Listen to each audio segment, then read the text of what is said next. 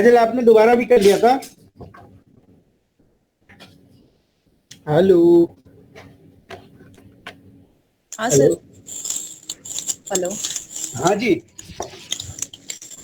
हाँ तो देखिए आज हम लोग अब हम लोग स्टार्ट करने वाले जी लॉन्ग टर्म फाइनेंसिंग। इसमें हमने देखा है तो बहुत ज्यादा प्रैक्टिकल नहीं है, सिर्फ 2 या 3 प्रैक्टिकल्स है, मतलब 2 या 3 जो है वो प्रैक्टिकल है। ठीक है, तो लॉन्ग टर्म फाइनेंस में हम लोग को सिर्फ ड्यूरेशन निकालना, ये सब थोड़ा सा प्रैक्टिकल है। ठीक है, आते हैं सबसे पहले क्या होता है कि हम जो पैसे लगाते हैं फाइनेंशियल इंस्ट्रूमेंट में, उसके पीछे की रीजनिंग क्या होती है। तो सबसे पहले बोला कि फाइनेंशियल इंस्ट्रूमेंट वो होता है जहां पे एक transaction between the two parties होता है, जहां पे मनी वैल्यू पे रिकॉर्ड हो जाता है। वन पार्टी जो ट्रांसफर्स देता है उसका वो इन्वेस्टमेंट होता है, और दूसरा बंदा जो पैसे ऑब्लिगेशंस टू पे होता है उसके लिए वो फाइनेंसिंग होता है। तो दोनों पॉइंट ऑफ व्यू से, यानी ए के लिए इन्वेस्टमेंट और बी के लिए वो फाइनेंसिंग। बेसिकली यहाँ पे काफी सारे चीज हैं हमें पढ़ने के लिए। ठीक है, जिसमें हमको रिस्क रिटर्न्स तो हमने ऑलरेडी पढ़ ही लिया था, बॉन्ड एंड स्टॉक्स आज हम लोग कवर करने वाले हैं। तो पहले बोला है कि रिस्क एंड रिटर्न क्या है, and finance risk and return in investment and financial decision. तो investment for person A and financing decision for company B. तो दो चीजें आपको पता है, एकदम डिफरेंशिएट कर पाए आप कि इन्वेस्टमेंट जो पैसे लगा रहा है और जहां जो बंदा पैसे बोरो कर रहा है उसके लिए वो फाइनेंसिंग डिसीजन है। अब बात आता है जी, जो इंडिविजुअल या कोई ऑर्गेनाइजेशंस इन्वेस्टमेंट जो करता है तो वो क्यों करता है, क्योंकि उसके पास कुछ स्पेयर पैसे होते हैं। ठीक है, उसके पास कुछ स्पेयर पैसे होते हैं। उसको क्या करता है कि सबसे पहले अगर वो पीपीएमई में पैसा लगा देगा तो उसका पैसे को जब उसको निकालना होगा तो हो सकता है कि उसको बहुत ज्यादा नुकसान हो जाए या बहुत ज्यादा टाइम लग जाए। तो उस चीज को वो इंश्योर करना चाहता है, that's why they go for the liquidity reasons. ठीक है, ताकि उसको जब जरूरत पड़े तो वो अपना पैसा निकाल सके। तीसरा क्या कि वहां से वो इंटरेस्ट इनकम या डिविडेंड इनकम रिसीव करे, ताकि उसका पैसा जो है परचेजिंग पावर को इंटैक्ट रख सके। परचेजिंग पावर को इंटैक्ट रखने का मतलब ये होता है कि जब आप पैसे कहीं भी देते हैं and you are charging certain interest, तो उसके पीछे की जो रीजनिंग होती है वो यही होती है कि आप कल अगर सेम पैसे से कुछ सामान खरीदने जाएंगे तो वो सामान में मार्केट में इन्फ्लेशन है, तो वो इन्फ्लेशन को आप कवर करने के लिए बेसिकली आप इंटरेस्ट चार्ज करते हैं, और साथ में आप अपनी जो लिक्विडिटी लूज करते हैं उसके लिए भी आप पैसे चार्ज करते हैं। ठीक है, अब दूसरा on the other hand side में जो होता है जो फाइनेंशियल, इसका मतलब होता है कि आपने फंडिंग पाया है। ठीक है, और बाकी उसका जो यूज होता है। ठीक है, अब चाहे बोथ इक्विटी डेट हो या इक्विटी हो, दोनों के अंदर रिस्क एंड रिटर्न का ट्रेड ऑफ होता रहता है। अब जो होता है कि जो कॉस्ट ऑफ डेट्स होता है, जब आप डेट से या लॉन्ग टर्म बॉन्ड से जब पैसे उठाते हैं तो आपके लिए जो कॉस्ट होता है वो क्या होता है जी, इंटरेस्ट होता है। बट इंटरेस्ट जब आप पे करते हो तो आपको टैक्स का बेनिफिट मिल जाता है, ये एक बेनिफिट्स है आपके लिए। लेकिन जब आप इक्विटीज लेते हो तो इक्विटीज में आप डिविडेंड देते हो, एंड ये डिविडेंड के ऊपर आपको टैक्स का बेनिफिट्स नहीं मिलता, क्योंकि आप जब देखिएगा कि डिविडेंड जो हम लोग पेड करते हैं वो पैट के बाद होता है, मैंने प्रॉफिट आफ्टर टैक्स के बाद होता है। ठीक है, तो ये दोनों में एक छोटा सा डिफरेंस है। फिर उसके बाद बोलते हैं जी दोनों में क्या होता है, तो सबसे पहला ये होता है basic investing and financing consideration.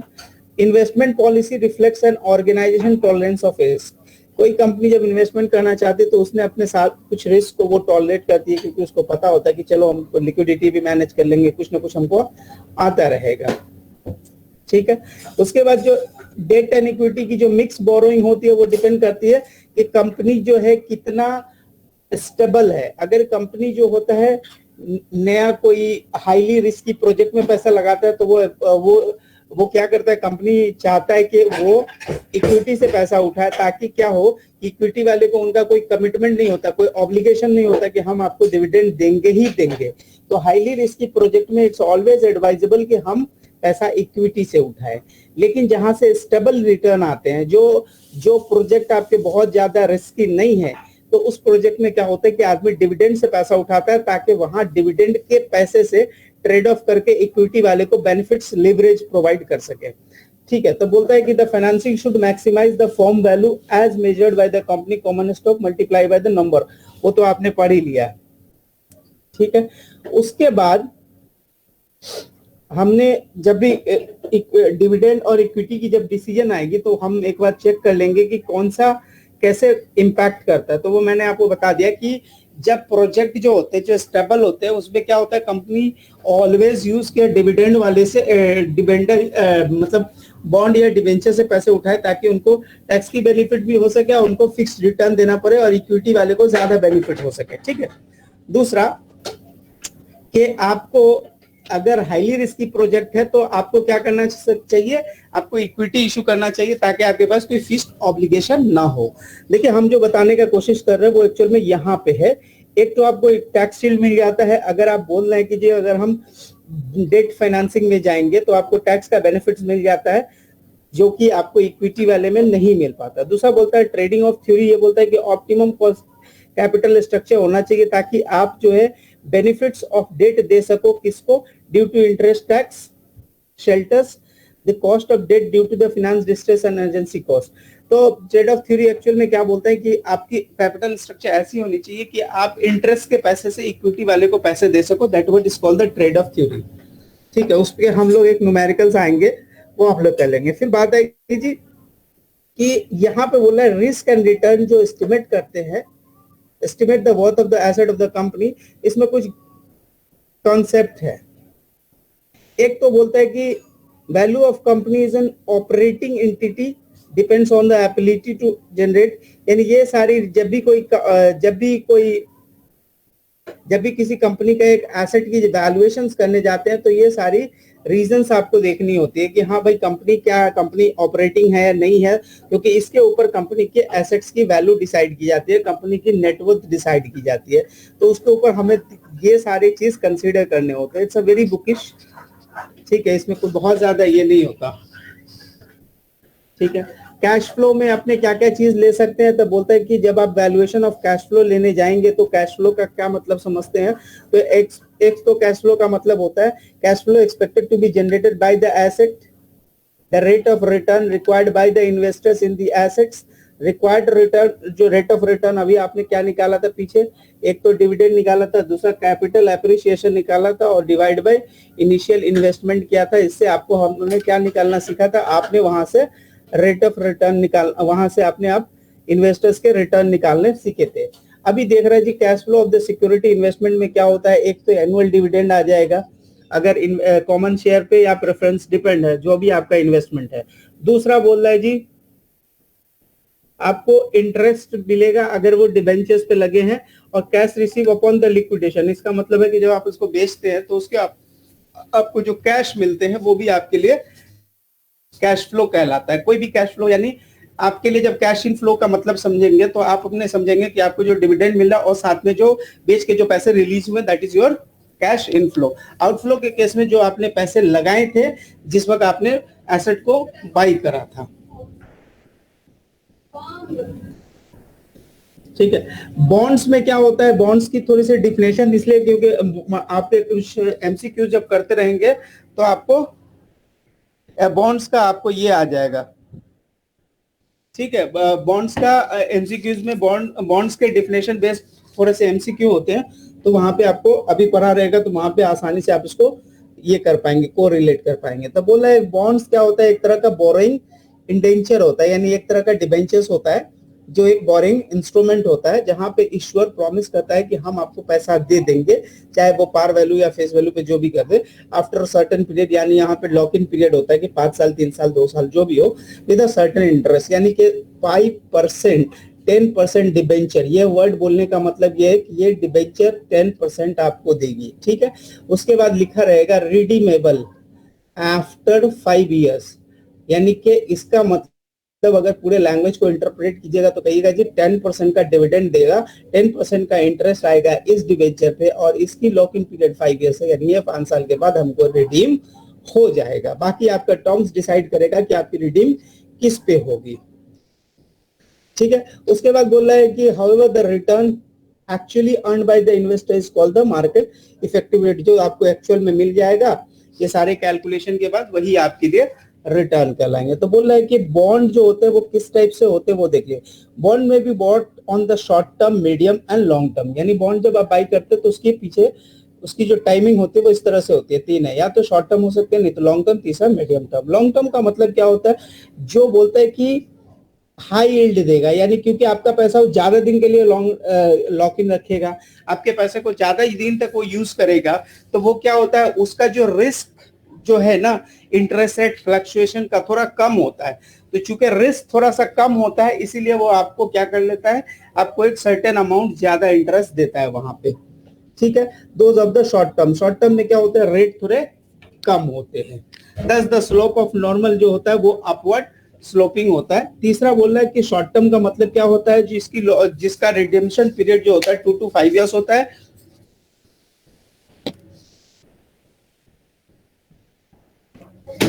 उसके बाद मीडियम टर्म वो होता है, ये सब थ्योरी के लिए इंपॉर्टेंट है इसलिए ध्यान में देख ले। मीडियम टर्म क्या होता है, जिसका जो रिडेम्पशन पीरियड होता है वो 5 to 10 years होता है। जो लॉन्ग टर्म होता है वो 30 साल तक जा सकता है। इसका जो मीडियम टर्म है उसका एक और नाम होता है जी इंटरमीडिएट टर्म्स। उसके बाद आता है जो टाइप्स ऑफ बॉन्ड क्या हो सकते हैं, तो कॉर्पोरेट बॉन्ड हो सकते हैं, जहां पे बोल दिया गया large and small companies issue करती है, used to finance growth expansion. The objective क्या होती है, उसकी ऑब्जेक्टिव होती है कि कंपनी ग्रो करना चाहती है, कंपनी के पास कोई एक्सपेंशन प्लान है या फिर कोई अदर एक्टिविटीज है, उसके लिए वो क्या करेगी जी, बॉन्ड इशू कर लेगी। गवर्नमेंट बोलता है जी backed by the full faith and the credit of the US government. US government के से वो बैकिंग रहता है, used to sustain government operations and pay interest on the national debts. यानी गवर्नमेंट ने अगर कोई लोन लायबिलिटी ले रखी होती है तो इसको पे ऑफ करने के लिए उस वक्त इनिशियली उनको पैसे चाहिए होते हैं, तो they issue the government bond, ताकि उनको क्या होता है जी, ताकि वो अपने जो कोई भी कंट्री के जो एक्सपेंसेस है उससे वो पे कर सके। ठीक है, जो ऑपरेशनल या उनके कोई इंटरेस्ट के एक्सपेंसेस है तो वो पे कर सके। तीसरा होता है जी म्युनिसिपल्स, ये कोई स्टेट या सिटीज की इशू की जाती है। यहाँ पे भी कंस्ट्रक्शन प्रोजेक्ट या अदर कोई एक्टिविटीज जो म्युनिसिपल या स्टेट या सिटीज से रिलेटेड कॉस्ट है उसको बियर करने के लिए की जाती है। एजेंसीज में देखें क्या लिख रहा है कि issued by the various federal, state या लोकल गवर्नमेंट एजेंसीज इशू करती है। इसका करने का ये क्या होता है, examples includes the bond issued by the mortgage lender, example Ginnie Mae, Fannie Mae, मिड्डी Mac, I don't know, as well as the other agency issued to finance the operation and raise money for the special project। यानी ये सीधी बात ये कि कोई agency चाहे state, federal या कोई गवर्नमेंट, लोकल गवर्नमेंट एजेंसीज है जो इशू करेगी, वो किसी स्पेशल प्रोजेक्ट को स्पॉन्सर करने के लिए, उसको फाइनेंस करने के लिए पैसे चाहिए होंगे, उसके लिए वो एक बॉन्ड इशू करेगी। दूसरा होता है जी इंटरनेशनल बॉन्ड, जो बोलता है कि साइमल्टेनियसली इन सेवरल कंट्रीज में जा सकती है। ठीक है, यानी ये कैसी करेंसी हो सकती है, ये इस तरह हो सकती है कि हम लोग का जो इंडिया में जीडीआर का कंसेप्ट है, ग्लोबल डिपॉजिटरी रिसीट्स, वो क्या होता है जी, मतलब आप कहीं भी वो रिसीट्स को इंडिया के बाहर भी किसी भी कंट्री के साथ बेच सकते हो, किसी कंट्री मैन के साथ उसको बेच सकते हो, तो उनको क्या होता है वहां पे इंटरेस्ट मिलते होते हैं। तो उसी तरह की इंटरनेशनल बॉन्ड होती है। अब बोला जी हम मैच्योरिटी के हिसाब से अगर बात करें तो किस टाइप की होगी, तो बोल रहा है जी एक टर्म बॉन्ड होगी, दूसरा सीरियल बॉन्ड होगी। टर्म बॉन्ड का मतलब होता है सिंगल मैच्योरिटी, यहाँ पे लिखा हुआ।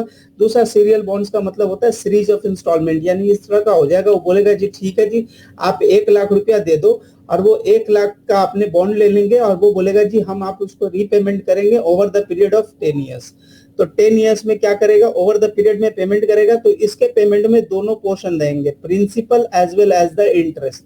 ये एक तरह का क्या हो जाएगा, इंस्टॉलमेंट में आपके पैसे वो सधाएगा, ताकि वो आपको प्रिंसिपल भी दे देगा और साथ में इंटरेस्ट भी दे देगा। तो that is called the serial bond. उसके बाद बोल रहा है जी सिक्योरिटी के हिसाब से सिक्योर्ड हो सकता है। सिक्योर्ड का मतलब क्या होता है, जिसके अगेंस्ट में कोई कोलेटरल दिया हो, कोई चीजें ये करी हो, लेन करी हो, तो सिक्योर्ड रह रही है। तो ये हमारा, तो जो सिक्योर्ड है इसके अगेंस्ट में हमारी कोई कोलेटरल दी हुई है, और दूसरा अनसिक्योर्ड है जैसे कि डिबेंचर बॉन्ड। तो अभी पीछे में आपने देखा होगा एक बॉन्ड्स में इन्होंने बोला जी सिक्योर्ड बॉन्ड है, दूसरा होता है जी डिबेंचर बॉन्ड। तो इसका मतलब मॉर्गेज बॉन्ड। अभी एक छोटा सा सवाल आपने 32 सवाल किए होंगे उसमें ये सवाल था कि मॉर्गेज बॉन्ड और डिबेंचर बॉन्ड्स में क्या टेक्निकल डिफरेंस है। तो हमारे अशरफ भाई ने बताया था जी मॉर्गेज बॉन्ड जो होता है वो क्या होता है, कोलेटरल्स होता है उसके अगेंस्ट में, तो वो मोर सिक्योर्ड होता है। डिबेंचर में अनसिक्योर्ड होता है क्योंकि इसके अगेंस्ट में कोई कोलेटरल प्रोवाइड नहीं रहता है। फिर बात आता है जी कन्वर्टेबल बॉन्ड। कॉलेबल बॉन्ड और जीरो कूपन बॉन्ड। एग्जाम के पॉइंट ऑफ व्यू से ये बहुत इंपॉर्टेंट है। जीरो कूपन बॉन्ड का दूसरा नाम होता है डीप डिस्काउंट और नो इंटरेस्ट बॉन्ड। तो यहाँ पे क्या होता है, यहाँ अप फ्रंट डिस्काउंट में इशू किया जाता है।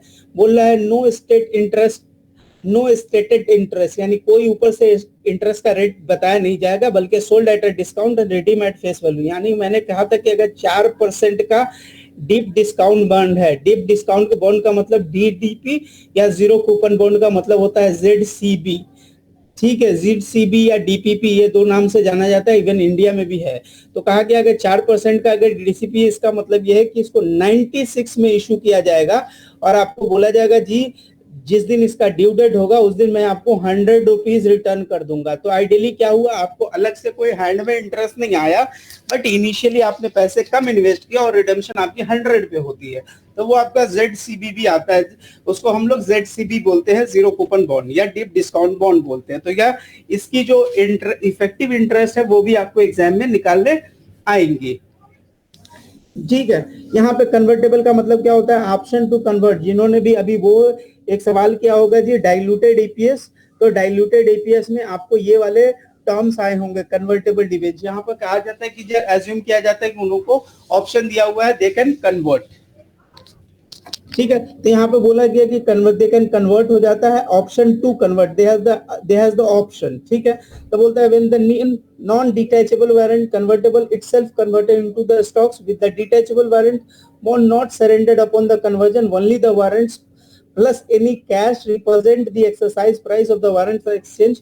इतना जरूरत नहीं है, सिर्फ आपको पता होना चाहिए कन्वर्टेबल बॉन्ड क्या होता है, कॉलेबल बॉन्ड क्या होता है। कॉलेबल बॉन्ड का मतलब होता है कि जो इश्यूअर्स है उसके पास राइट होता है, वो बोलता है एक काम करो साहब, अभी मेरे पास पैसे हैं, आप अपना बॉन्ड लाके सबमिट कर दो, मैं आपके पैसे दे सकता हूं। That type of bond is called callable bond.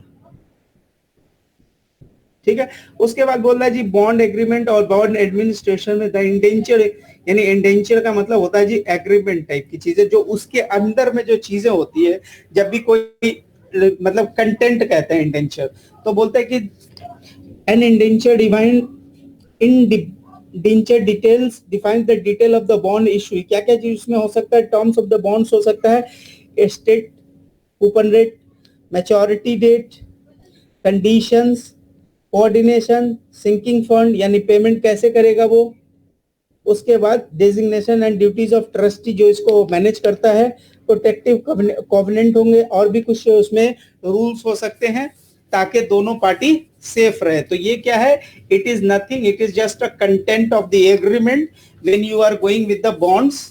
तो बॉन्ड्स एंड बॉन्ड एडमिनिस्ट्रेशन के एग्रीमेंट के अंदर में क्या क्या चीजें होती हैं। ठीक है, तो इसको ज्यादा जानने का जरूरत नहीं है। Covenant is also called the condition. Two type के कोवेनेंट, कोवेनेंट का मतलब होता है दो टाइप के हो सकते हैं, negative covenant and positive covenant. ठीक है, ये भी उतना इंपॉर्टेंट नहीं है। अब ये बोलता है जी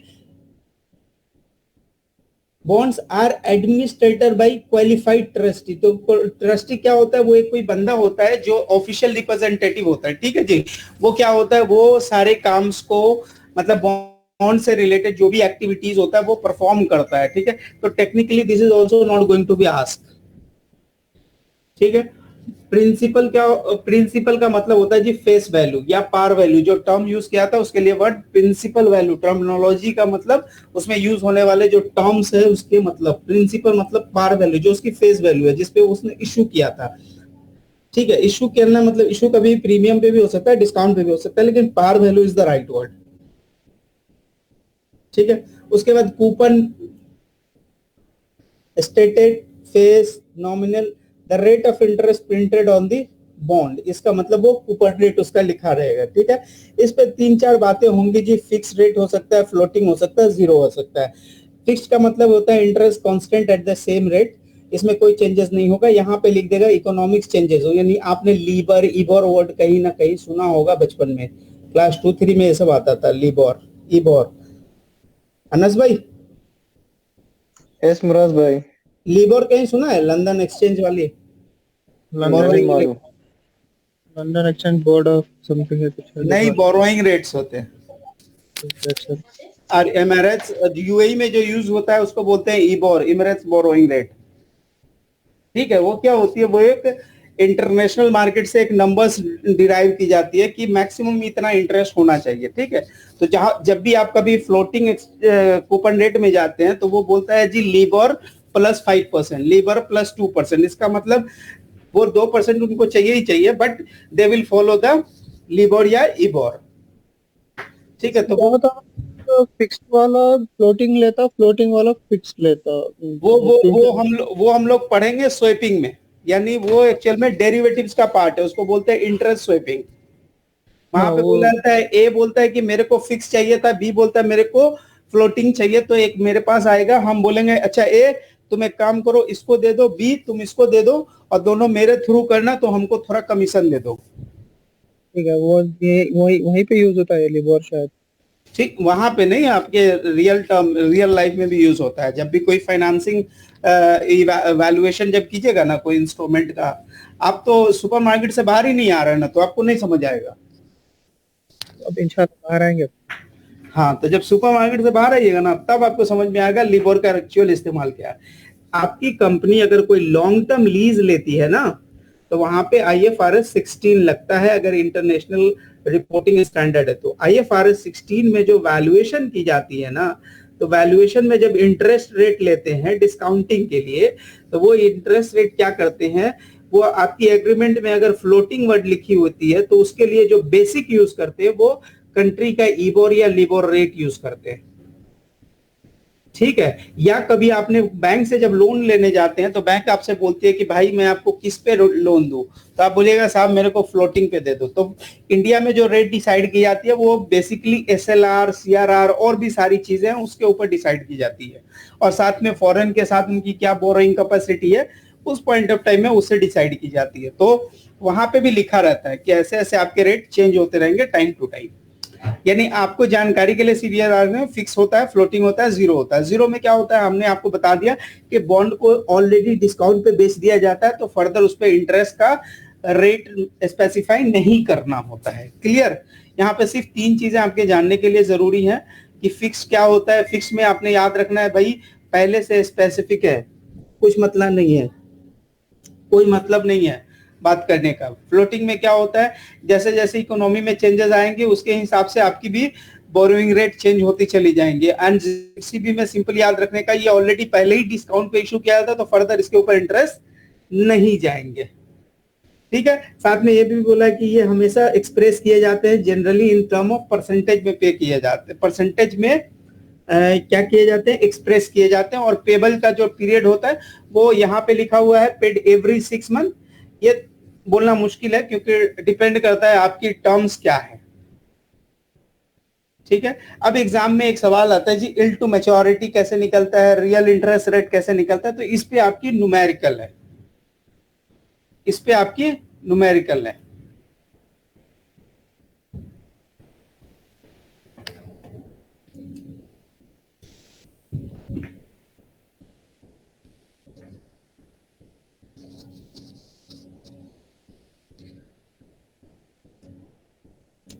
यहां पे बोला है जी अगर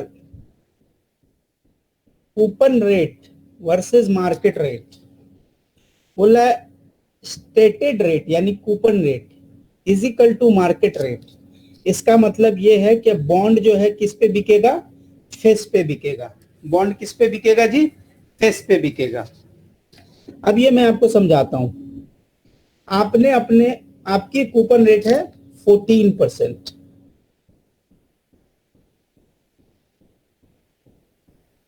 14% है, मार्केट की भी रेट है 14%। तो आपकी जो शेयर है, आपके जो बॉन्ड है, अगर 100 रुपए के बॉन्ड है तो 100 रुपए में बिकेगा, ठीक है। फिर बोल रहा है अगर स्टेटेड रेट यानी 14, ये जो 14 है अगर छोटा है मार्केट से और मार्केट अगर 16 है, इसका मतलब ये है कि मार्केट ज्यादा हमको इंटरेस्ट दे सकता है, तो मैं आपका शेयर जो है ज्यादा वैल्यू में नहीं खरीदूंगा। मैं आपके शेयर को या डिबेंचर को कम वैल्यू में खरीदूंगा। इसका मतलब आपका डिबेंचर जो ट्रेड होना चाहिए वो डिस्काउंट पे, मान लीजिए 90 पे ट्रेड होना चाहिए। क्यों? क्योंकि आप हमको 14 दे रहे हो, मार्केट प्रॉमिस कर रहा है कि 16 देगा। इसका मतलब अगर हमको 16% का अर्निंग चाहिए होगा तो I may have to invest more, तो मेरे को ज्यादा इन्वेस्ट करना पड़ेगा। इसका मतलब यह है कि आपकी फेस वैल्यू को कम पे आना पड़ेगा, क्योंकि आपका जो वैल्यू के हिसाब से हमको पैसे मिलेंगे वो सिर्फ 14% के हिसाब से कम मिलेंगे, बाजार हमको ज्यादा पैसे देगा। इसका मतलब आपको डिस्काउंट पे देना पड़ेगा ताकि हम आपसे ज्यादा क्वांटिटी बाई करें, so that I can get the same amount of return which I am expecting. फिर बोल रहा है कि आपकी स्टैंडर्ड रेट जो है 16% की है और मार्केट की जो स्टैंडर्ड रेट है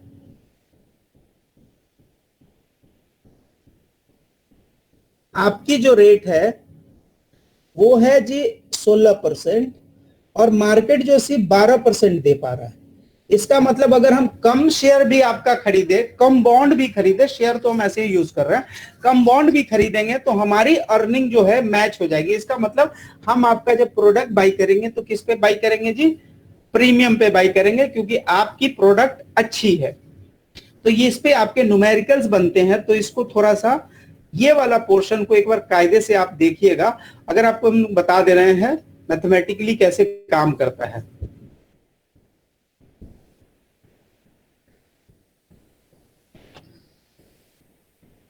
मान लीजिए कि ये कंपनी ए है और ये मार्केट है। आप 100 रुपया इन्वेस्ट करेंगे और दोनों का 14% का इंटरेस्ट है। स्क्रीन नहीं आ रहा है सर।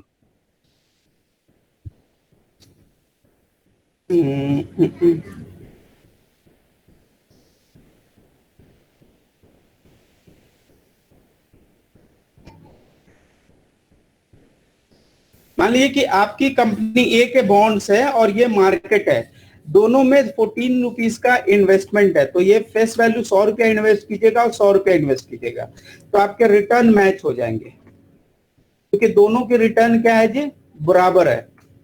तो आपको 100 रुपया इन्वेस्ट करने से काम चल जाएगा। सेकंड केस में कहा था कि मार्केट ज्यादा दे रहा है, यानी मार्केट के रिटर्न 16% है, जबकि आपके रिटर्न से 14% है। इसका मतलब मार्केट में हमको 16 रुपया क्या है? 16 रुपया का रिटर्न मिलेगा। आपके यहां अगर हमको 16 रुपए का रिटर्न करना होगा तो how much I should invest? मेरा इन्वेस्टमेंट होना चाहिए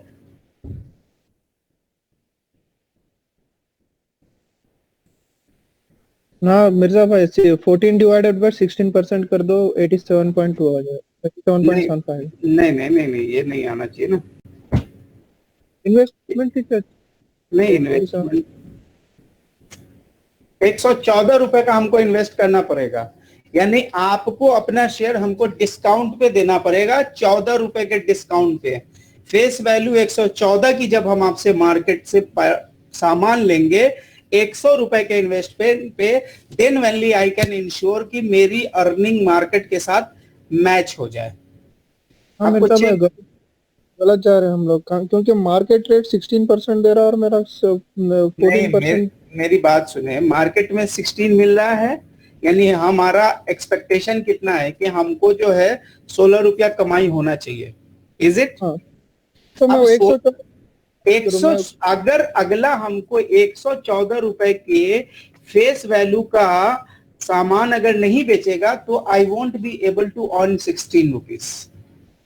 मेरे को तो 16 अर्न करना है ना भाई। मेरी बात सुने, मेरा अर्निंग ऑब्जेक्टिव क्या है? I have to match my earning from the market. तो I have to buy from you. तो मेरे को आपके पास गया, मैं बोला देखो भाई मैं आपका डिबेंचर बाई करना है, बट मेरे को 16 रुपए की अर्निंग चाहिए because I want to match my earning. तो उसने बोला साहब आपको 114 रुपए का इन्वेस्ट करना पड़ेगा, then only you will able to have the 16 rupees का रिटर्न। तो आप बोलोगे नहीं भाई तुमको डिस्काउंट देना पड़ेगा। तो कितने का डिस्काउंट उसको देना पड़ेगा आपको जी? इशू करते वक्त उसने आपको 114 रुपए की आपको डिस्काउंट देनी पड़ेगी, और उसको आपको फेस वैल्यू का जो शेयर देना होगा उसको डिबेंचर, वो 14 रुपए की उसको आपको डिस्काउंट देनी पड़ेगी, और फेस वैल्यू का आपके पास वो क्रेडिट कितना से करेगा, 114 से, और आपसे पैसा कितना लेगा जी, 100 रुपया। Miraz bhai, I think the price will be discounted to 86 नहीं, and the face value will be 100. I think the same. No, but 7.5 अगर आप 87 कितना बोल रहे हो, 87.5 आप बोल रहे हो ये करें, तो मेरा ये डिस्काउंटेड रेट हुआ, तो 16% पे 14% पे अर्निंग कितनी बनेगी, अब 12 देख रुपया लीजिए। बनेगा, 12 रुपया बनेगा ना। तो मेरी डिस्काउंट मतलब फेस वैल्यू से नीचे होना, प्रीमियम हाँ। मतलब ऊपर होना। हाँ, तो यही तो मैं बोल रहा हूँ, आप ऐसे बोल रहे हो, यू आर सेइंग कि हम उसको बोलेंगे कि मेरे को 87 में दो, इज इट? हाँ, आप यही बोल रहे हो ना, मैं देखो आपकी कैलकुलेशन अभी चेक कर रहा हूँ, 87 में दो, यानी फेस वैल्यू कितना में देगा वो, 100 में देगा, मतलब he will charge you how much, 87, but he will give you the share of how much, 100। तो आप जब 100 पे वो 14% देगा, तो आप फिर भी मार्केट से मैच नहीं कर रहा है ना, तो आप उसको क्या बोलेगा, वो परसेंटेज 87 से कैलकुलेट करना है इसे, तो इफेक्टिव रेट ऐसा हो जाएगा।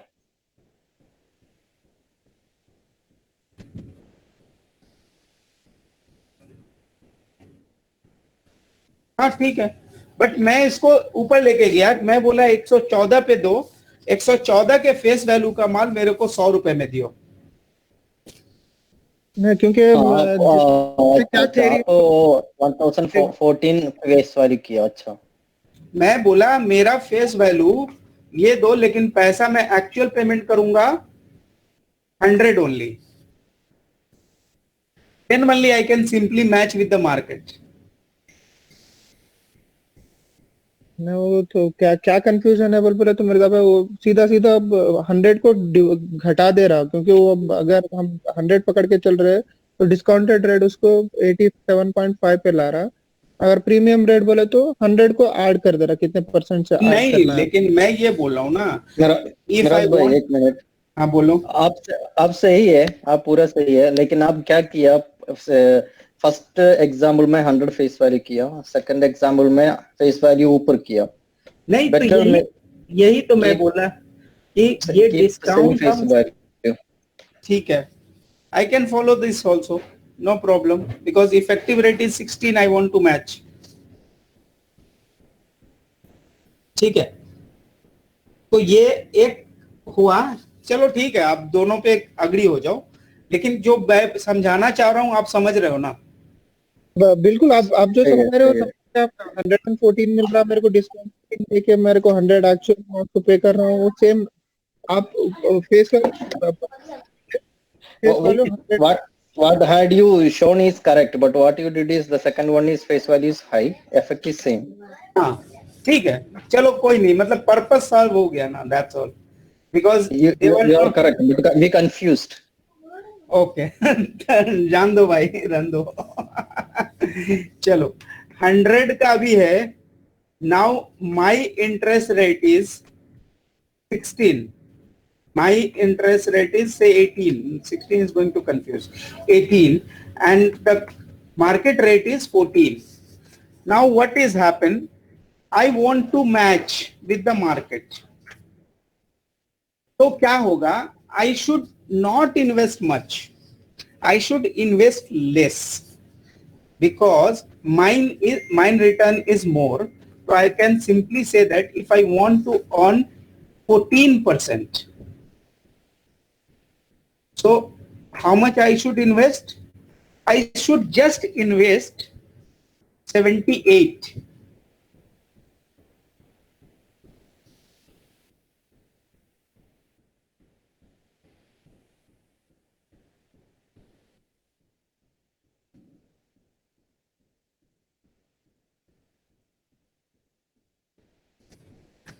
$100, यानी कि मेरे को इन्वेस्ट कितना करना पड़ेगा to earn 14, this sorry this 100 divided by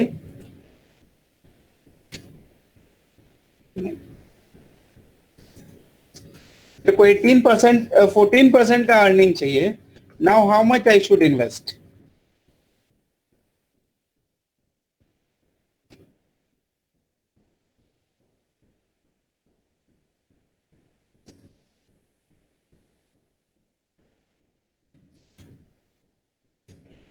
$28. इसका मतलब ये है, हाँ ये प्रीमियम में आएगा शायद. एक मिनट, 128 पे मतलब मार्केट के पॉइंट ऑफ व्यू से अभी देखना है ना. तो मार्केट बोल रहा है कि अगर आप 128 रुपए लगाओगे, नहीं, this 100 divide by this, if you are investing 77, यानी आप क्या कर रहे हो, आप originally you are giving 77 only. No, originally you are giving 100 and आपकी फेस वैल्यू, आपका ये पार पे है, सॉरी प्रीमियम पे है. This is the face value और ये प्रीमियम पे है. फेस वैल्यू आ जाएगा आपका 77.77 और प्रीमियम आ जाएगा 100 माइनस दिस, यानी ये आ जाएगी जी आपकी इन्वेस्टमेंट, और ये आपका 14 रुपए की अर्निंग मैच हो जाएगी जी. हाँ, तो इसका मतलब ये है कि अगर if my interest rate is more and market interest rate is less, इसका मतलब ये है कि हम फेस वैल्यू ऑफ 77 अगर हम लेंगे, then only I will able to earn the same amount of interest which the market is giving, but what we have given is 100. तो इसका मतलब हमने वो प्रोडक्ट को एक्चुअल में जो खरीदा है वो प्रीमियम पे खरीदा है. वो प्रीमियम है 22.23 का, उस पे प्रीमियम लगा हुआ है. ठीक है, इस पे अगर कोई पीछे से कैलकुलेशन बता सकते तो बताओ भाई. ये 128 प्रीमियम आएगा. 128.57 ही आपका बराबर है, क्योंकि फेस वैल्यू 100 रहेगा और मुझे 28.57 एक्स्ट्रा देना पड़ेगा, क्योंकि कंपनी का इंटरेस्ट 18 है, मार्केट रेट 14 चल रहा है, तो कंपनी प्रीमियम रिसीव करेगी ना, तो प्रीमियम होगा 20. तो यहाँ पे वही तो किया ना मैंने, कंपनी यहाँ पे 22 रुपए की प्रीमियम ले ली ना 28.75 आएगा. चलो उसकी कैलकुलेशन बताओ. 18 डिवाइडेड बाय 14%, क्योंकि 14% मार्केट रेट है, 18% मेरा फ्लोटिंग रेट है, मेरा मतलब मेरा फेस बॉन्ड का रेट है. तो 18 डिवाइडेड बाय मैं 14 करूंगा तो 128.5 आएगा, वो मेरा बॉन्ड वैल्यू होगा. तो 28.5 है वो मेरा प्रीमियम होगा. तो इसका मतलब ये है कि अभी अगर 128 आना है ना, आप बोलो मेरा 100, ये 100 फेस वैल्यू है और ये प्रीमियम है 28 का. ठीक है,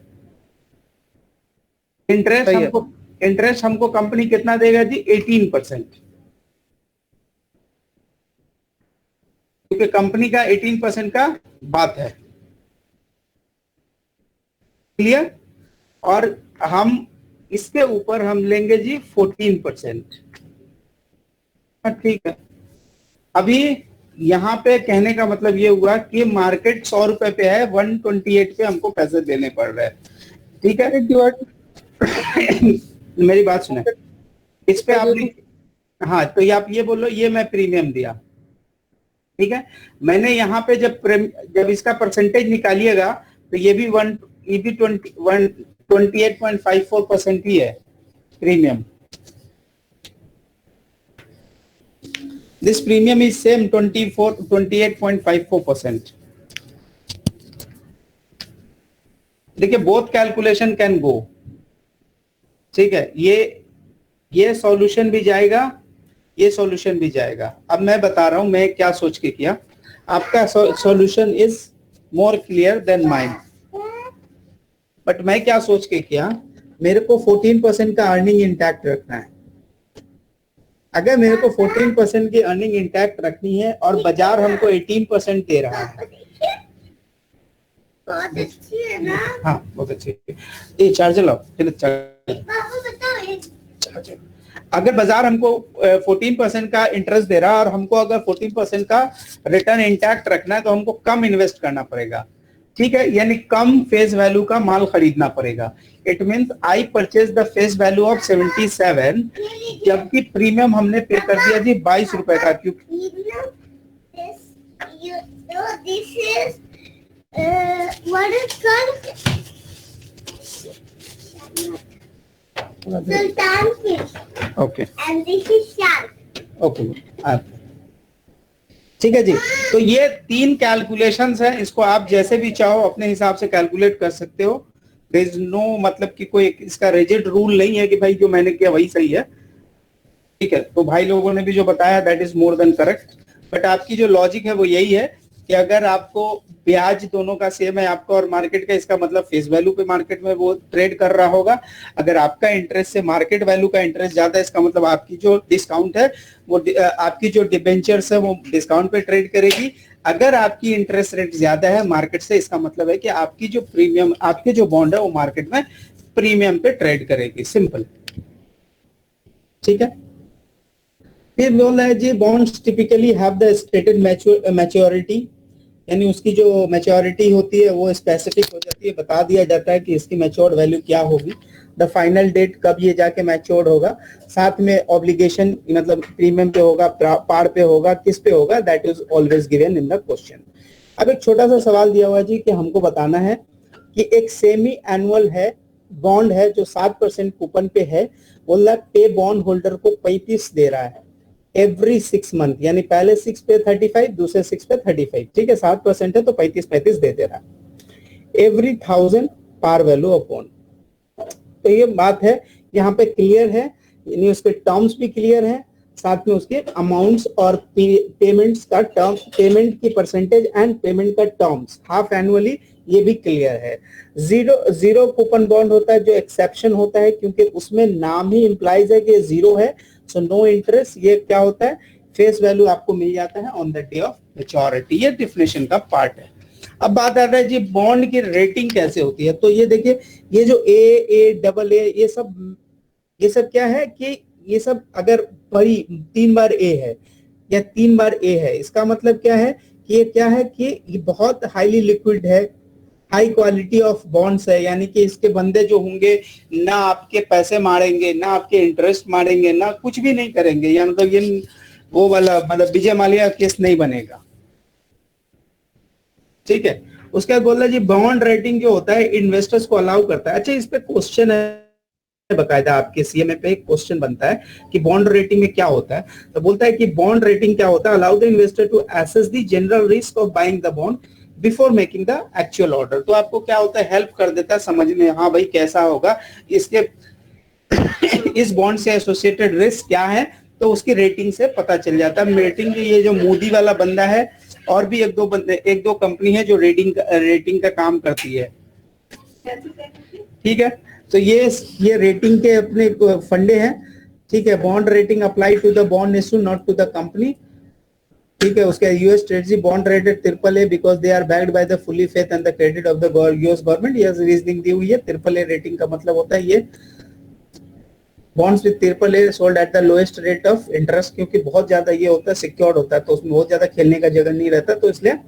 फिर बोलता है जी बॉन्ड यील्ड कैसे निकालेंगे, तो बोलता है the bonds coupon rate never changes but inflation changes in the market interest rate.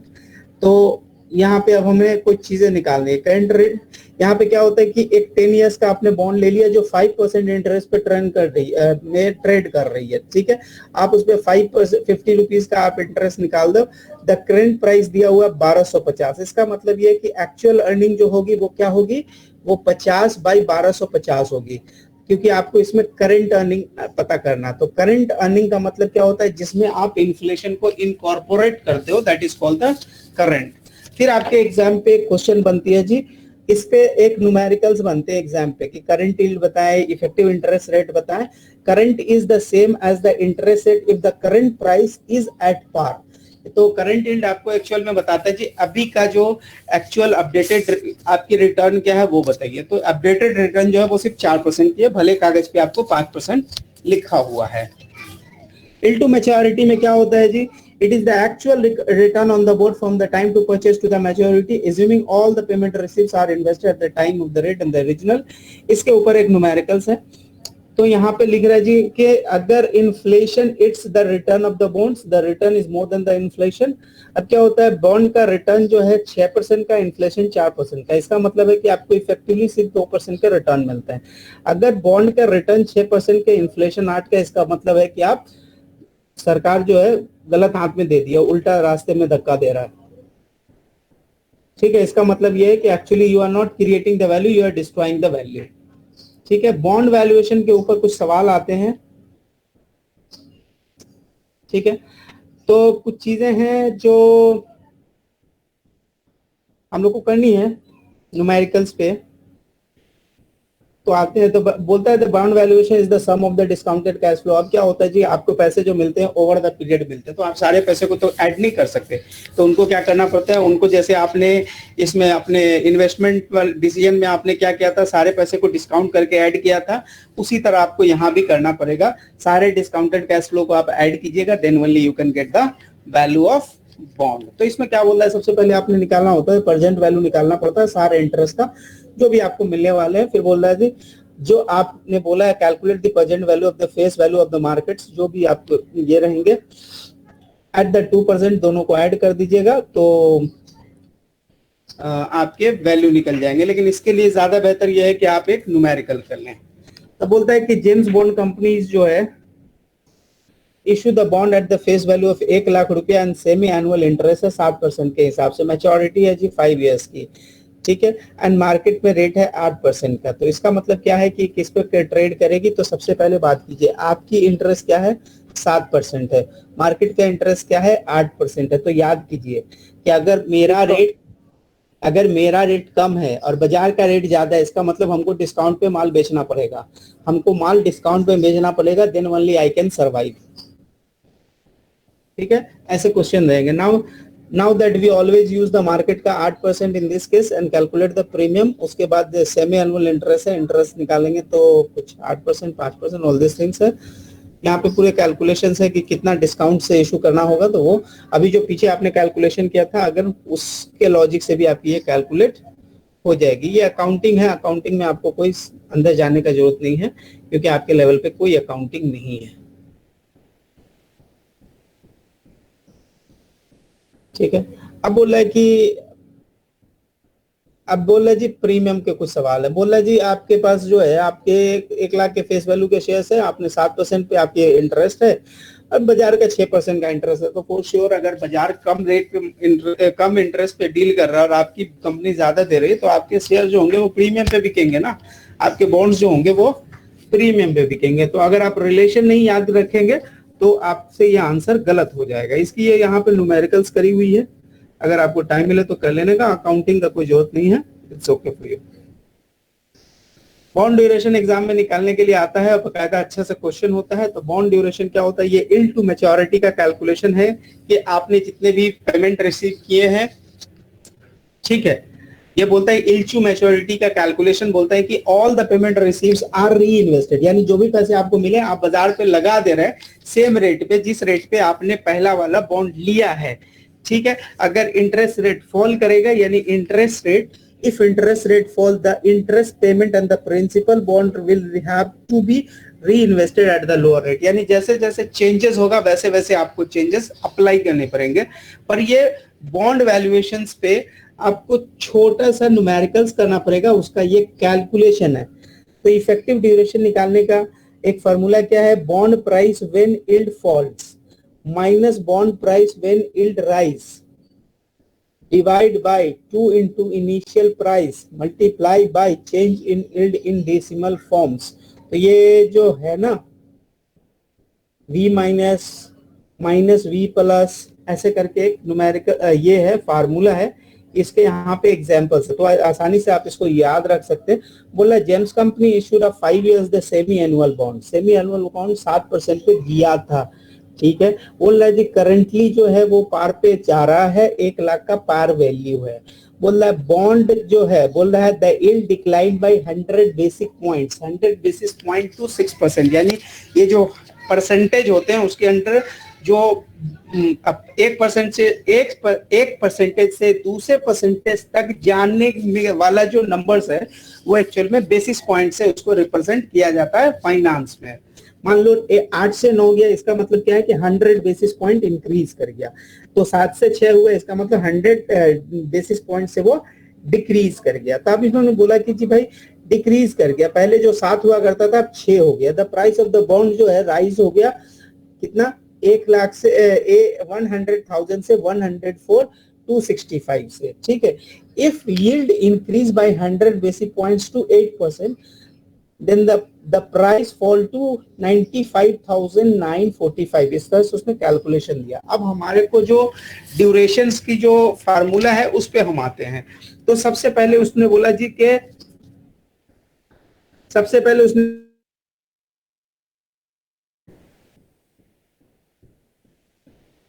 Bond 5% पे इशू किया गया है, सेमी एनुअल है, 7% बॉन्ड है जो कि करंटली 1 लाख पे ट्रेड कर रहा है, ठीक है, 1 लाख पे ट्रेड कर रहा है।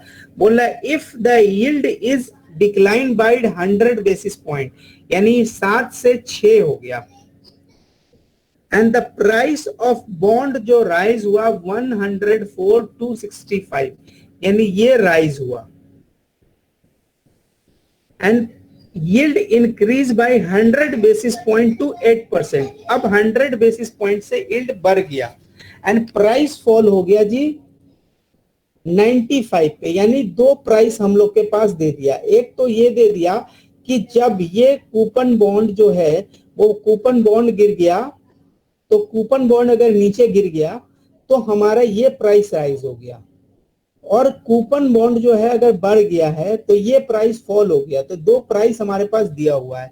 अब यहाँ पे फार्मूला में सिंपल लिखा हुआ था जी bond price when the yield fall, bond price when the yield rise. तो आपको ज्यादा बुद्धि नहीं लगाना, सिंपल है, यहाँ पे यील्ड राइज हुआ उसकी बॉन्ड प्राइस चाहिए, प्राइस फॉल जब इसका यील्ड अगर जिस वक्त ये हुआ है डिक्लाइन हुआ, वो दोनों प्राइस लेनी है।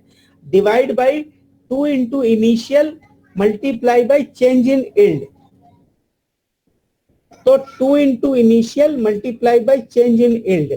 अब चेंज इन यील्ड में डेसिमल में लेना, इन्होंने बोला जी डेसिमल में यील्ड का डिफरेंसेस लीजिए, तो यहाँ पे बोल दिया जी चेंज जो लेना है वो हमेशा डेसिमल में एक्सप्रेस करना है, ठीक है। Effective duration shows the percentage change to 1% in yield, ठीक है। तो यहाँ पे इन्होंने 1% यानी 0.01 का इन्होंने चेंजेस निकाला। तो अब ये बोलना है जी कितना परसेंट का हमारा ड्यूरेशन हुआ। अब ये ड्यूरेशन जो इफेक्टिव ड्यूरेशन है 4.16 है, इसका मतलब है कि 1% अगर चेंज इन प्रोड्यूस होगा तो अप्रोक्सीमेटली जो होगा प्राइस जो होगा बॉन्ड के प्राइस में 4.16% का चेंज हो जाएगा। यानी कहने का मतलब ये है कि अपना टाइम कैसे बाहर निकाले हुआ है, ठीक है। तो ये जो ड्यूरेशन का कैलकुलेशन है ये आपको एग्जाम में आता है, तो इसको थोड़ा सा 1-2 फार्मूला को प्रैक्टिस करके आप निकाल लेंगे तो बेहतर है, ठीक है। ये क्या होता है, ये सेंसिटिविटी, सो प्राइस चेंज पे क्या फर्क पड़ता है उसके मैच्योरिटी पे। इसका मतलब है how the price change the response to the yield change, यानी प्राइस कैसे चेंज करेगी यील्ड के चेंज, मतलब यील्ड में अगर कोई चेंजेस हो गई तो उससे एक्चुअल प्राइस में क्या फर्क पड़ेगा। तो इसको इंटरप्रेट किया जाता है कि अगर ड्यूरेशन बोला कि अगर एक approximate changes for 1% change in the yield to maturity, अगर 1% का अगर यील्ड में चेंज हो रहा है तो उसकी जो इफेक्टिव चेंजेस है प्राइस पे उसकी स्टडीज को हम बोलते हैं जी यील्ड टू मैच्योरिटी यानी बॉन्ड ड्यूरेशन, ठीक है। उसको हम एक्चुअल में बॉन्ड ड्यूरेशन बोलते हैं। तो ड्यूरेशन यही सिर्फ रिलेशन बताता है कि आपके 1% चेंजेस यील्ड में होने के कारण प्राइस में क्या चेंजेस हुआ उसको हम ड्यूरेशन बोलते हैं। तो इन्होंने बोला जी यील्ड में थोड़ा सा भी चेंजेस हुआ, यील्ड जैसे भी थोड़ा सा भी चेंज हुआ, ऊपर से नीचे गया या नीचे से ऊपर गया, तो यील्ड और प्राइस का अपोजिट रिलेशन है।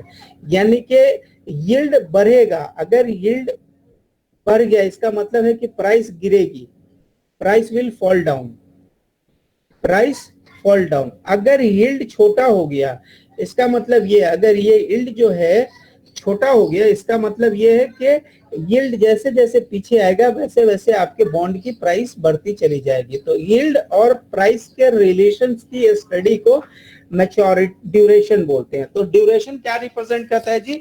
1% का चेंज जो होगा यील्ड में, उससे क्या फर्क पड़ेगा हमारे प्राइस पे, तो उसके रिलेशंस को हम ड्यूरेशन बोलते हैं। ठीक है, तो इसके आगे की जो चीजें हैं, अब यहाँ पे जो है ये एग्जाम के डायरेक्ट क्वेश्चंस आपसे आ सकते हैं कि अगर हाई कूपन है तो क्या होंगे? लोएस्ट ड्यूरेशन होंगे, क्योंकि अभी उसने ऐसे बनाया हुआ है। इसका मतलब ये है कि ये अपोजिट डायरेक्शन में मूव करेगा। अगर ये बढ़ गया, अगर नीचे क्या बढ़ा, नीचे अगर यील्ड बढ़ गया है तो प्राइस घट जाएगा। जैसे जैसे यील्ड बढ़ेगा वैसे वैसे प्राइस नीचे फॉल करेगा, और जैसे जैसे अगर यील्ड बढ़ेगा वैसे वैसे प्राइस भी, ये क्या होगा जी? ये होगा। तब बोला है कि अगर लोअर कूपन रेट है इसका मतलब जी हायर ड्यूरेशन है। बोला लॉन्गर मैच्योरिटी है इसका मतलब हायर ड्यूरेशन है। शॉर्टर द मैच्योरिटी, पहले तो हमारा जो अभी जो समझने का पार्ट है वो है जी कूपन रेट को लेके, higher coupon rate, lower coupon rate. अभी तक हम मैच्योरिटी पे नहीं गए, तो इसको एक बार मैच्योरिटी को रहने देते हैं। ठीक है, अभी तक हमने सिर्फ कूपन रेट के बारे में पढ़ा है, बाकी हम मैच्योरिटी पे अभी तक हम नहीं गए हैं। The high duration bond price more sensitive to change in the yield. राज भाई, इधर मैच्योरिटी एंड ड्यूरेशन फर्क क्या है? कहाँ पे?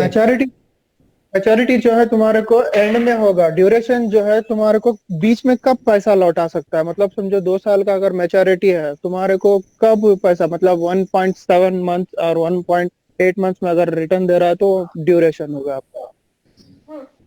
वही कैलकुलेशन मैच्योरिटी और ये बोल रहा है कि yield to maturity बोलता है कि all payment received are reinvested, लेकिन जो ड्यूरेशन है वो क्या? Sensitivity of price value change. तो दोनों की ऑब्जेक्टिव ही डिफरेंट है। yield to maturity का अलग मसले हैं और बॉन्ड ड्यूरेशन के अलग मसले हैं। तो जो अभी हमने बात करी वो सिर्फ हमने बात करी है जी इसकी ड्यूरेशन की। तो ड्यूरेशन कैसे काम करती है? तो ड्यूरेशन ये बोलती है जी, ड्यूरेशन और यील्ड जो है एक दूसरे से अपोजिट है। यानी कि अगर मेरी यील्ड कमेगी, ठीक है, तो हमारा क्या होगा? प्राइस जो होगा, प्राइस जैसे जैसे ये कम हो रहा है इसका मतलब ये हो रहा है कि जैसे जैसे हम इसको हटाएंगे, यील्ड को बढ़ाएंगे, तो वैसे वैसे मेरी प्राइस गिर जाएगी। जैसे जैसे हम यील्ड को नीचे करेंगे मेरी प्राइस अप होती चली जाएगी। ये दोनों के बीच में इनडायरेक्ट रिलेशन होता है। अभी तक हमने सिर्फ एक ही फार्मूला डिस्कस किया है, वो है ड्यूरेशन का। तो ड्यूरेशन में वैल्यू चेंज कब? जब आपकी यील्ड फेल हुई। वैल्यू चेंज कब? जब आपकी यील्ड राइज हुई। और एग्जाम में ये जो सवाल आते हैं ये बहुत स्ट्रेट सवाल आते हैं। फार्मूला अगर आपको याद है तो कर पाइएगा, नहीं याद है तो फिर ट्राई करके कोई फायदा नहीं है, क्योंकि इसमें अगर कोई लॉजिक लगती तो मैं पहले भी आपको बता देता। ठीक है, इसमें कोई लॉजिक नहीं लगती, बस एक सिंपल सा फार्मूला है। ठीक है, तो ये बॉन्ड से रिलेटेड कुछ स्टडीज थे, अगर आप एक बार अगर खुद से पढ़ेंगे तो और क्लियर हो जाएगा। यहाँ तक बॉन्ड से रिलेटेड जितनी सारी चीजें थी हमने कवर किया है। नेक्स्ट डे अपने शेयर्स पे चलेंगे और बाकी हम लोग के पास न्यूमेरिकल काफी है इसमें करने के लिए।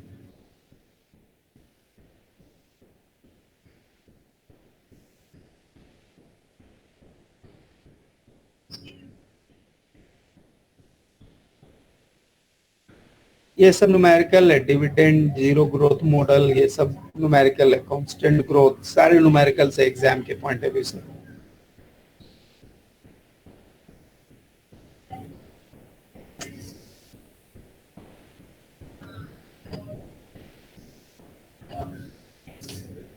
ठीक है, तो एक छोटा सा बात,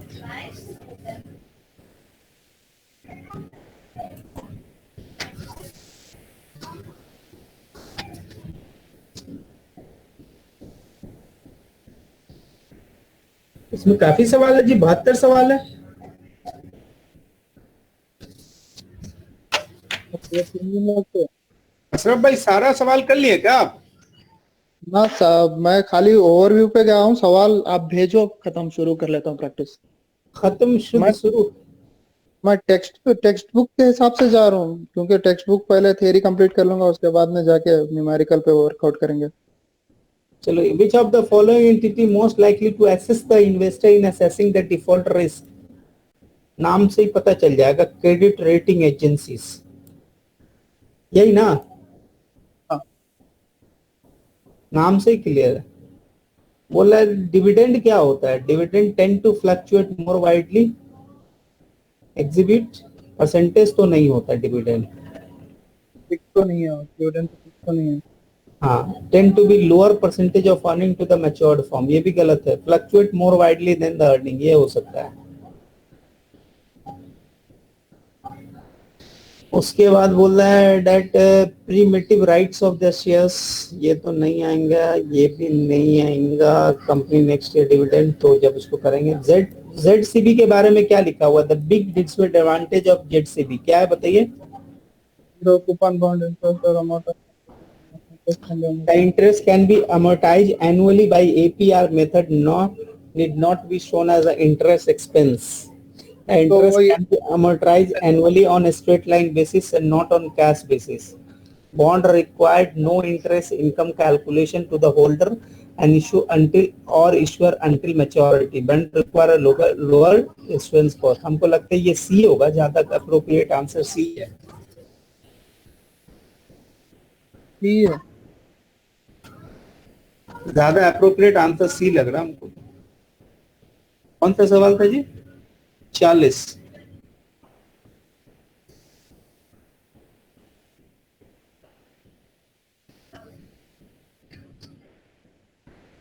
अच्छा, ये बोला इंटरेस्ट कैलकुलेशन इजी कर देता है।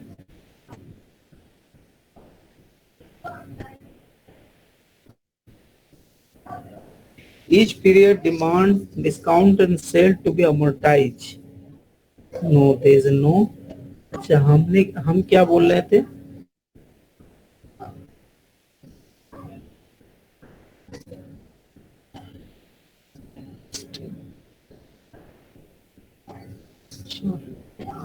Each period the interest discount shall need to be amortized. So even though there is no cash and there is an initial interest calculation. अच्छा, लॉजिक क्लियर है, सही है। तो इसमें क्या होता है, अपने को जो इंटरेस्ट जितना भी बनता है उसको हम ऐसे कर लेते हैं, जो कंपनी इशू कर रही है। मान लो कंपनी ने 10% का डिस्काउंट वाला इशू किया हुआ है, ठीक है, और 90 डेज वाला है। 90 डेज ZCP, जेरो कूपन बॉन्ड। तो अब क्या हुआ, इसका मतलब ये है कि 90 डेज का मतलब 3 मंथ्स, तो 10 रुपीज का इंटरेस्ट आएगा बेसिकली। अब 10 रुपीज का जो इंटरेस्ट आएगा, एवरी मंथ 3 रुपीज का उसको एक्सपेंस बुक करना पड़ेगा सिस्टम में अप्रूवल बेसिस पे। ठीक है, तो ये हो गया। The protective clause set forth as a indenture known as, इसमें प्रोटेक्टिव क्लॉज कौन सा होता है? उसको कोवेनेंट बोलते हैं इंग्लिश। कोवेनेंट 42 का बी कोवेनेंट। कोवेनेंट का मतलब क्लॉज, जब इंग्लिश का खेल है।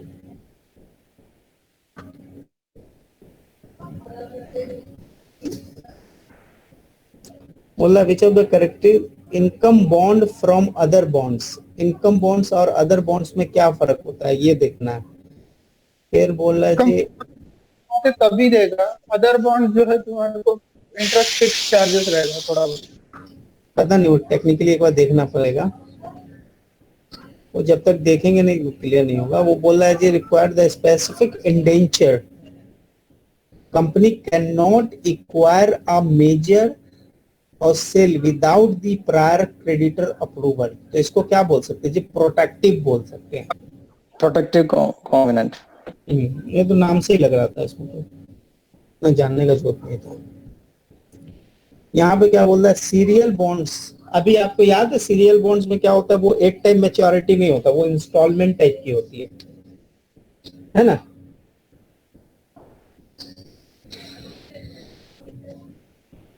अरे वो एक था ना सीरियल बॉन्ड और एक क्या नाम था ना, दोनों का एक बोले प्रिंसिपल और इंटरेस्ट के साथ दोनों के साथ पेमेंट। हाँ मतलब वो इंस्टॉलमेंट टाइप का पेमेंट होता है। तो बोलता है investor can choose the maturity that suits their financial, नहीं all bond at the same times mature on the same day, नहीं the coupon rate on these bonds are adjusted to the maturity date, the yield to maturity is same to the all bond in the same issues.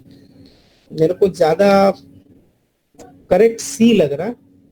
हाँ ए है, suit their financial can choose the maturity that suit their financial needs। क्योंकि अगर मेरे को 5 साल में अगर मेरे को पैसा चाहिए, मैं 10 साल में अगर 10 साल का बॉन्ड कर रहा हूँ, मेरे को 5 साल में चाहिए, तो मुझे पैसा मिलना शुरू हो जाएगा 5वें साल से, क्योंकि यहाँ सीरियल बॉन्ड में 5th ईयर से मेरे को प्रिंसिपल और इंटरेस्ट दोनों देने लगेगा। तो ए आंसर रहेगा। देखते हैं कितना नंबर सवाल था, 53, 53 नंबर सवाल। हाँ जी सही बताया आपने, लग रहा आंसर पढ़ा हुआ है एकदम। 10 ईयर मैच्योरिटी है, 11 चाहिए, ऐसे नहीं आंसर पढ़ा हुआ है आपका। ना आंसर पढ़ा नहीं हूँ, थ्योरी पढ़ा हूँ, बस थ्योरी पढ़ा हूँ, देखा ही नहीं, कुछ भी क्वेश्चन नहीं देखा। ये क्या, which of the following is the additional capital to the form? Additional capital क्या है? 2 for 1 स्प्लिट होगा तो एडिशनल कैपिटल हो सकता है क्या? नहीं, ये हो सकता है conversion of debenture to common stock, ये हो सकता है। एक्सरसाइज ऑफ वारंट भी हो सकता है। कौन सा ज्यादा अप्रोप्रिएट है? एक्सरसाइज ऑफ वारंट करेंगे तो भी आपको फिर से पैसा मिलेगा। मेरा भाई वो कैपिटल पूछ रहे हैं, मतलब कन्वर्शन हो जाएगा। कन्वर्शन करेंगे तो भी फिर सेम अमाउंट मिलेगा ना कैपिटल, मतलब लेकिन हमको बी और सी दोनों में कंफ्यूजन लग रहा है भाई। बी या सी? 55 बी होना चाहिए। 55 का बी या सी? वारंट हमको ज्यादा अप्रोप्रिएट लग रहा था। वारंट अरे वारंट में पैसा इमीडिएट चाहिए होता है। ये बोल रहा है कि देखिए विच ऑल द फॉलोइंग में reduce the coupon rate except conversion, call, sinking, change in rating. हमको लगता है चेंज इन रेटिंग। ए से ए नहीं होगा, डी होगा। वही तो, ए से डबल ट्रिपल ए करना, क्योंकि हाई सिक्योरिटी बन गया तो अभी रेट डाउन हो जाएगा। देखें, लेकिन अगला एक्सेप्शन मांग रहा है भाई साहब। देखो वैसा रहा तो 1 मिनट, तो सारे सवाल देख लेंगे। सिंकिंग फंड से क्या होगा, तो उसको लिंक रहेगा। कॉल प्रोविजन में क्या रहेगा? कॉल प्रोविजन हो जाएगा, क्योंकि कॉल प्रोविजन में क्या है, रेट इंक्रीज हो रहा है, इसलिए तो वो क्या कर रहा है कि भाई रेट डिक्रीज हो रहा है, इसीलिए तो वो बुला रहा है। पता नहीं, हम ठीक है 57 का बी मारते हैं ना। चले ठीक है भाई, एग्जाम हॉल नहीं है, चलेगा भाई। कॉल प्रोविजन सही है, बी सही है, याद रहेगा दिमाग को।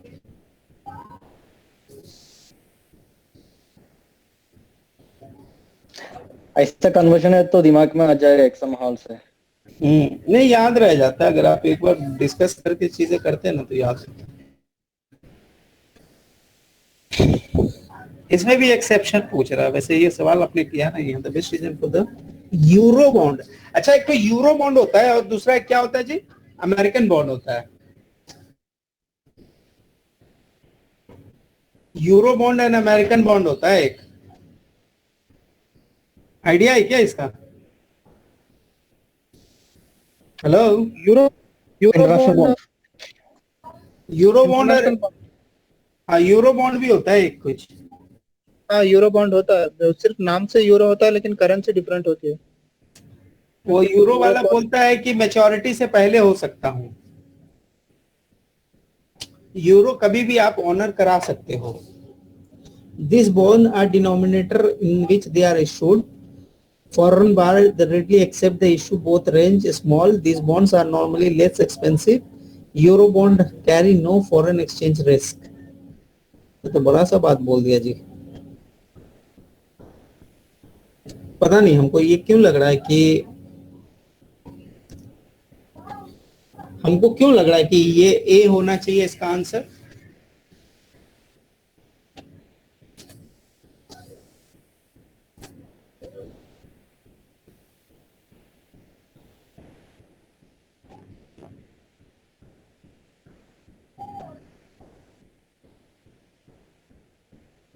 बोला सी।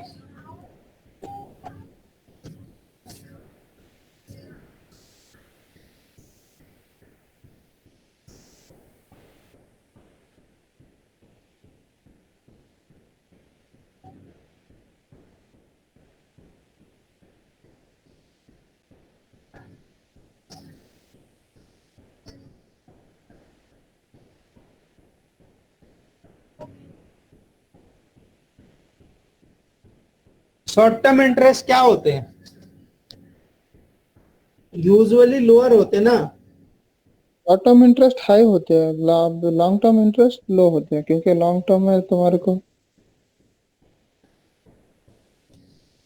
अभी देख के आए हैं भाई।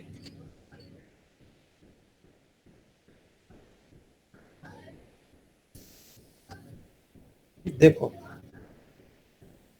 ये अभी हम लोग पढ़ के आए हैं, इसमें कोई साइंस नहीं है, उसमें कोई साइंस नहीं था भाई, इसलिए बोल लो।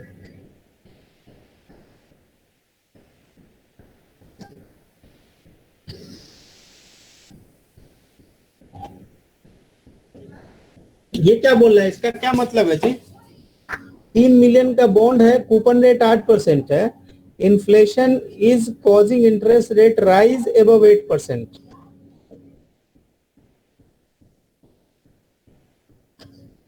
तो 8% राइज हो रहा है बोले तो हमारे को प्रीमियम को लेना पड़ेगा। यानी मार्केट रेट बढ़ जा रहा है, मार्केट रेट बढ़ रहा है, इसका मतलब क्या हो रहा है? फेस वैल्यू डिक्लाइन होना चाहिए। ये डिक्लाइन होना चाहिए तो डिस्काउंट में पड़ेगा। 73 का 73 से 1T3 डिस्काउंट जो होना चाहिए वो क्या होना? The bond will set a discount. अच्छा, हम ये लाइन गलत मैच किया, मतलब अल्टीमेट मेरा मतलब यही था कि वो डिस्काउंट पे जाएगा, हो गया बात खत्म। ये मैं गलत वर्डिंग चूज कर लिया, क्योंकि वो उसका वैल्यू डिस्काउंट पे चला जाएगा, क्योंकि फेस वैल्यू तो नीचे नहीं जाता है, प्रीमियम पे तो जा नहीं सकता, क्योंकि वो कंपनी का रेट मार्केट ज्यादा, कंपनी का रेट बढ़ ज्यादा रहा नहीं है। हाँ, ये बोला जी 8% है। वाई द फर्म बोला if the Brewer corporations bonds are currently yielding 8% in the marketplace, why is the firm's cost of debt is lower?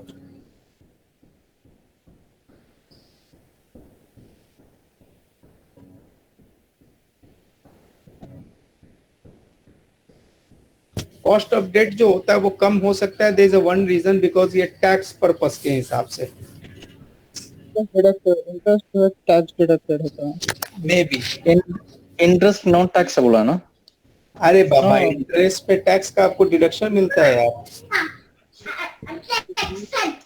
हाँ, डिडक्शन मिलता है, सही है। हम्म, देखते हैं।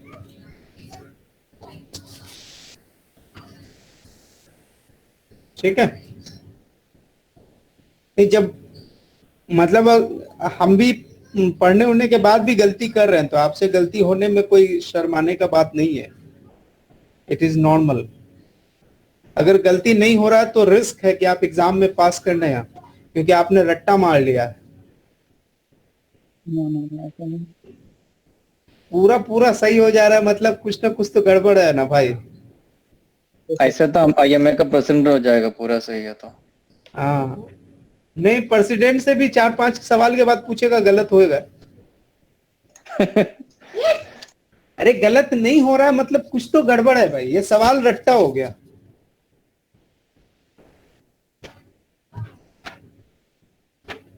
ये क्या होता है जी? Which one of the following best measure the interest risk of the corporate bond? मेरे को क्यों लग रहा है कि ये ड्यूरेशन होना चाहिए? बॉन्ड रेटिंग, ना bond के corporate bond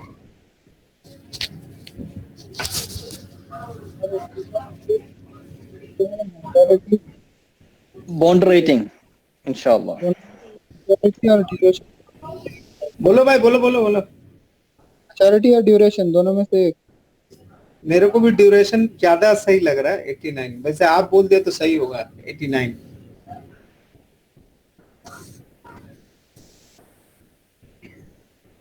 $89 नहीं था, 79। अच्छा 89 था।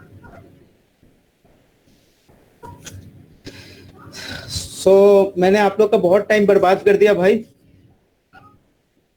जबरदस्ती के सवाल दिखवा दिखवा के। तो भाई ड्यूरेशन है भाई, सही बोला मैंने? लंबी कहानी, इतनी लंबी नीचे कहानी लिखा होना क्या कुछ पढ़ो बोल दो। इतनी कहानी नहीं पढ़ने का भाई, कौन पढ़े भाई। चले, एक्चुअल में हम ये पूरा स्क्रॉल करने का जो मेरा पर्पस ये था, ठीक है, मैंने आप लोग से पर्पस छिपा दिया था। पर्पस ये था कि आपको जो है ना ये 72 क्वेश्चन जो दिख रहे हैं, एक बार स्क्रॉल डाउन करके आप भी पढ़ के चेक कीजिएगा, ठीक है, क्योंकि ये सेक्शन को आपको साथ में करना है। रीजन ये है कि थोड़ा भी मिस हो गया ना तो फिर मोस्टले है। तो ये मेरा पर्पस इतना ही था, आपका टाइम बर्बाद करने का।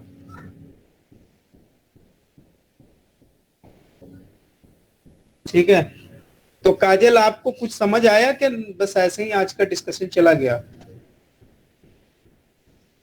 नहीं सर, आया ना समझ में।